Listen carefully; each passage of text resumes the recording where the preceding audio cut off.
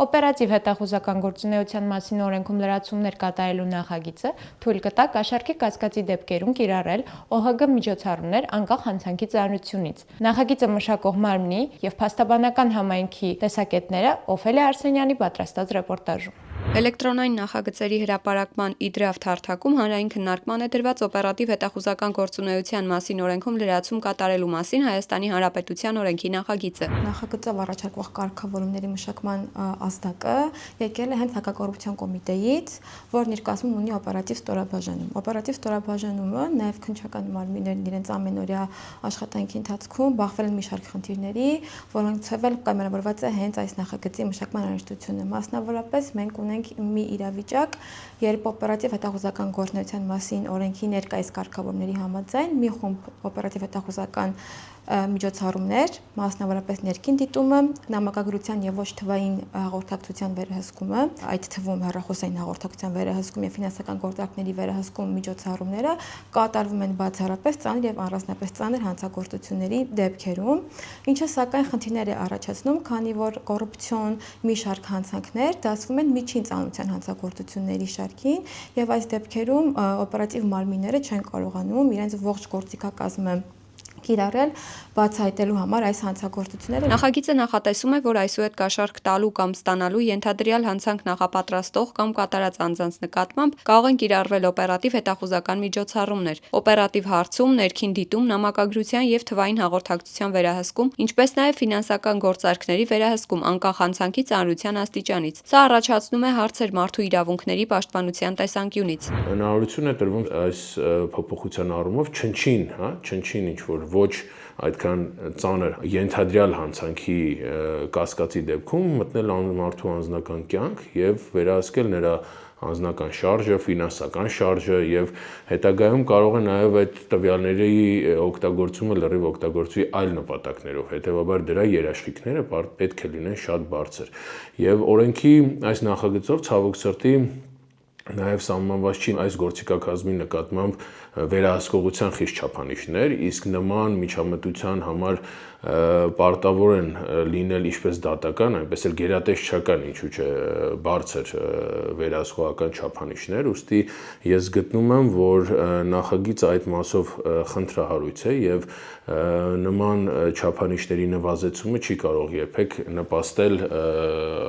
արդարադատության շահին եւ մարդկանց իրավունքների պաշտպանությանը։ Ակնհայտ է, որ նման փոփոխության դեպքում լայնորեն կկիրառվի օպերատիվ հետախուզական միջոցառումների իրականացում, այսինքն չնչին պատրվակով արդեն օպերատիվ հետախուզական միջոցառում իրականացնող մարմինը կկարողանա կիրառել այս գործիքակազմը։ Նախագիծը լուծում է օպերատիվ հետախուզական գործողությունների մասին օրենքի եւ քրեական դատավարության օրենսգրքի միջև առկա անհամապատասխանությունը։ Հայաստանի Հանրապետության քրեական դատավարության օրենսգրքի 242-րդ հոդվածի 3-րդ մասը արդեն թույլ է տալիս գաղտնի քննչական գործողություններ, ծանր կամ առանձնապես ծանր հանցագործությունների, ինչպես նաեւ կաշառք ստանալու կամ տալու ենթադրյալ հանցանքների վերաբերյալ, սակայն օպերատիվ հետախուզական գործողությունների մասին օրենքում կաշառքի համար նման բացառություն չկար։ Մասնավորապես օպերատիվ մարմնի ձեռքում առկա գործիքակազմը այս պահին հնարավորություն չի տալիս լիարժեք պայքար մղել կոռուպցիայի դեմ։ Պրակտիկայում դեպքերը շատ են, երբ սովորաբար կաշառքի առարկայի չափով պայմանավորված պարգևը կամ այսպես ասած հայտնի մաղարիչը դասվում են կաշառքի միջին ծանրության հանցագործների շարքին եւ այս դեպքում կողմերը փոխադարձ համաձայնություն են ձեռք բերվում եւ փոխադարձ շահագրգռված են, որպեսզի որևէ կերպ իրենց հանցագործությունը չբացահայտվի եւ սովորաբար որպես կանոն խուսափում են հաղորդում ներկայացնելուց կամ ինքնաբացահայտվելուց։ Հետևաբար այս դեպքում մենք ունենք ցուցմունք տվող անձ եւ հնարավորություն չի լինում այլ կերպ բացահայտել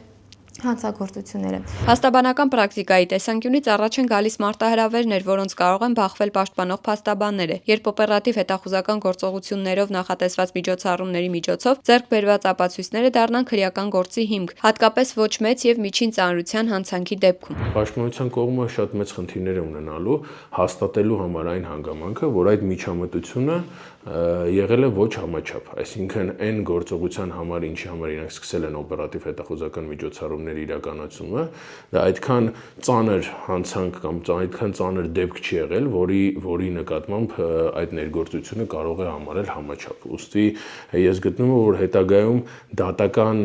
փուլում եւ դատարանում քննվող քրեական վարույթների շրջանակներում դրանց համաչափ կիրառման հետ կապված խնդիրներ ենք ունենալու։ Թեև փոփոխություններով ընդլայնվում է օպերատիվ հետախուզական միջոցառումների կիրառման հնարավորությունը կաշառքի դեպքում, այնուամենայնիվ նախագիծը մշակող մարմինը Արդարադատության նախարարությունը ներդրել է ընդհանցակարգային երաշխիքներ, ապահովելու համար մարդու իրավունքների պաշտպանությունը եւ համաչափության սկզբունքի պահպանումը։ Նախագծի առաջարկվող կարգավորումների ընդունման պարագայում առավել կբարձրացվի կոռուպցիոն հանցատեսակների, հանցագործությունների բացահայտման արդյունավետությունը, քանի որ գաղտնիք չէ, որ օպերատիվ հետախուզական գործունեության փուլում է, որ ձևավորվում են ամենասկզբնական, ամենաարժեքավոր եւ հետագայի համար կարևոր նշանակություն ունեցող տվյալները,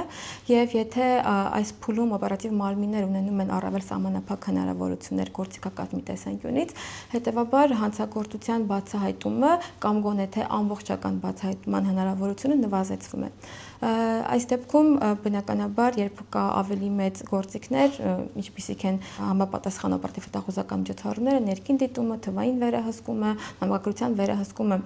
ոչ մեծ եւ միջին ծանրության կոռուպցիոն հանցատեսակների դեպքում հնարավորություն կտա առավել լավ պայքարել։ Նախագծի հիմնավորումը նշում է, որ օպերատիվ հետախուզական գործողություններով նախատեսված միջոցառումները կարելի է անցկացնել, երբ առերևույթ առկա են հիմքեր կասկածելու, որ անձը նախապատրաստում է կատարել կամ կատարել է կաշառք ստանալու կամ կաշառք տալու ենթադրյալ հանցանք։ Արդյոք առերևույթ հիմքեր հասկացությունը բավարար եւ հստակ իրավական չափանիշ է եւ չի առաջացնում հավելյալ անորոշություններ։ Առերևույթ առկային հիմքեր հասկացությունը ինքը վերացական ձևակերպում է եւ օրենսդրական այս փոփոխության մեջ որևէ կոնկրետացում չկա, թե ինչ պետք է հասկանալ, օրինակ, ինչ չափանիշներ պետք է նախատեսված լինի առերևույթ առկային հիմքեր հասկացության տակ, հա։ Շատ դեպքերում, օրինակ, եթե նշվում է առերևույթ առկային հանցագործության հատկանիշներ, դրանք որոշակի ձևով թվարկված են, բայց այս դեպքում, երբ որ օպերատիվ հետախուզական միջոցառումներ իրականացնելու համար ձևակերպում է իրականացնում առերևույթ առկային հիմքեր օպերատիվ հետախուզական միջոցառումներ իրականացնելու համար, որոնք հիմնականում գաղտնի են լինում, հա, պաշտպանության կողմի համար խնդրահարույց է լինելու հաստատել, որ այդ հիմքերը կամ չեն եղել, կամ այնպիսին չեն եղել, որոնք հիմք կարող էին ծառայել նման գործողություններ եւ անձանց իրավունքների նման միջամտություններ կատարելու համար։ Օրինակ սբերեմ, նման հասկացության պայմաններում, օրինակ, կստացվի իրավիճակ, երբ որ անանուն հաղորդման հիման վրա հնարավորություն կունենա օպերատիվ հետախուզական միջոցառումներ իրականացնող մարմինը անձի նկատմամբ իրականացնել, օրինակ, ներքին դիտում, հա։ Արդարադատության նախարարությունը վերջնարդյունքում նախատեսում է կարևոր ազդեցություններ՝ կոռուպցիայի դեմ պայքարի արդյունավետության բարձրացումը եւ կանխարգելիչ ազդեցությունը։ Ցանկանում եմ նշել, որ նախագծով առաջարկվող կարգավորումները ունեն երկու կարևոր հիմնական ազդեցություն հետագա իրավահարաբերությունների համար։ Նախ կոռուպցիայի դեմ պայքարի արդյունավետության բարձրացումը, գաղտնիք չէ, որ օպերատիվ գործունեության փուլում է, որ ձևավորվում են ամենասկզբնական, ամենաարժեքավոր եւ հետագա քննության համար կարևոր նշանակություն ունեցող ապացույցների ձևավորումը եւ որևէ գործիքակազմի սահմանափակում այս փուլում հանգեցնում է հետագա քննության բարդություններին եւ հանցագործության բացահայտման կամ գոնե թե ամբողջական բացահայտման հավանականության նվազեցմանը։ Բացի այդ, նախագծող առաջարկվող կարգավորումների ընդունման դեպքում օրենքը նաև կունենա կանխարգելիչ ազդեցություն, մասնավորապես այս կոռուպցիոն հանցատեսակների ներգրավված անձիկ քաջ գիտակցելու են, որ այլևս անտեսանելիության դաշտից դուրս են եւ առկա է բացահայտման մեծ վտանգ, անկախ նրանից իրենք այդ մասին կհայտնեն, թե չեն հայտնի իրավապահ մարմիններին։ Օպերատիվ հետախուզական գործունեության մասին օրենքում լրացում կատարելու մասին Հայաստանի Հանրապետության օրենքի նախագծում ներկայացվում են միջազգային փորձի օրինակներ, որպես օրինակ բերվում են երկու երկրներ։ Յուրաքանչյուր նախագիծ մշակելիս պետք է նաև միջազգային փորձը հաշվի առնել, բայց միջազգային փորձը չի սահմանափակվում միայն Ռուսաստանի Դաշնության եւ Լիտվայի Հանրապետության փորձով, եւ ես կարծում եմ, որ այս նմանատիպ փոփոխություններ կատարելուց առավել կարեւոր է հաշվի առնել եվրոպական երկրների փորձը, հա, եւ իսկ այնտեղ նրանց փորձի ուսումնասիրությունից ակնհայտ է, որ այնտեղ մարդու նկատմամբ, մարդու իրավունքների նկատմամբ միջամտությունը դա վերջին միջոց է որպես ծառայում եւ կարող է իրականացվել բացառապես ծանր եւ առանձնապես ծանր հանցագործությունների համար, հա, եւ նման կարգավորումները այդ երկրների համար ընդունելի չեն։ Ինչու եմ ես ավելի շատ շեշտադրում դնում եվրոպական երկրների վրա, որովհետեւ մեր համար ավելի շատ կարեւոր են մարդու իրավունքների եվրոպական դատարանի կամ Եվրոպայի խորհրդի որոշումները, որոնք մեր մոտ նաեւ նախադեպային, հա, այսպես ասեմ, իրավունքի ուժ ունեն եւ մեր դատարանները իրենց որոշումները կայացնում են հենց այդ դատարանի մարդու իրավունքների եվրոպական դատարանի որոշումների հիման վրա, հաշվի առնելով այդ որոշումները, ուստի ես գտնում եմ, որ պետք է հաշվի առնել ոչ թե երկու պետության, հա, այս դեպքում Ռուսաստանի Դաշնության եւ Լիտվայի Հանրապետության փորձը, այլ եվրոպական երկրների, որտեղ մի փոքր այս ինստիտուտի նկատմամբ կիրառումները շատ ավելի ըստ իս բարձր չափանիշներ ունեն, ուստի ես գտնում եմ, որ օրենսդրական այս մշակումն իրականացնել միայն այս երկրները հաշվի առնելով եւ դրա այնտեղի կարգավորումները նախ խնդրահարույց է այն առումով, որ որևէ կերպ չի հիմնավորում, թե ինչու նման քիչ, հա, այսպես ասեմ, թվով երկու պետության վրա հղում պետք է կատարվի եւ մյուս դեպքում թե ինչի հաշվի չեն առնվում բացի այս երկու պետություններից մյուս պետությունների, այսպես ասած, փորձը, հա, որոնք նորից եմ նշում, ըստ իս շատ ավելի բարձր մակարդակի են իրավական առումով մարդու իրավունքների պաշտպանության տեսանկյունից, քան օրինակ Լիտվայի Հանրապետությունը։ Նախագիծը չի սահմանափակվում միայն կաշառք տալու եւ ստանալու հանցակազմերով, այն ներառում է նաեւ այլ կետեր։ Թեև մենք թե նախագծում, թե հիմնավորման մեջ օգտագործել են կաշառք ստանալ եւ տալ հասկացությունները, բայց թե քրեական դատավարության օրենսգրքում եւ թե օպերատիվ հետախուզական գործունեության մասին օրենքում հստակ նշված են, որ կաշառք ստանալու եւ տալու ձևակերպումները այդ օրենքներում օգտագործվում են այն իմաստներով, որոնք օգտագործվում են մի խումբ այլ կոռուպցիոն հանցակազմերում, մասնավոր ոլորտում կաշառք տալը, կաշառք ստանալը եւ մի շարք այլ հանցատեսակներ, որոնք հատուկ թվարկված են օրենքում, այսինքն գործիքակազմը չի կիրառվելու բացառապես քրեական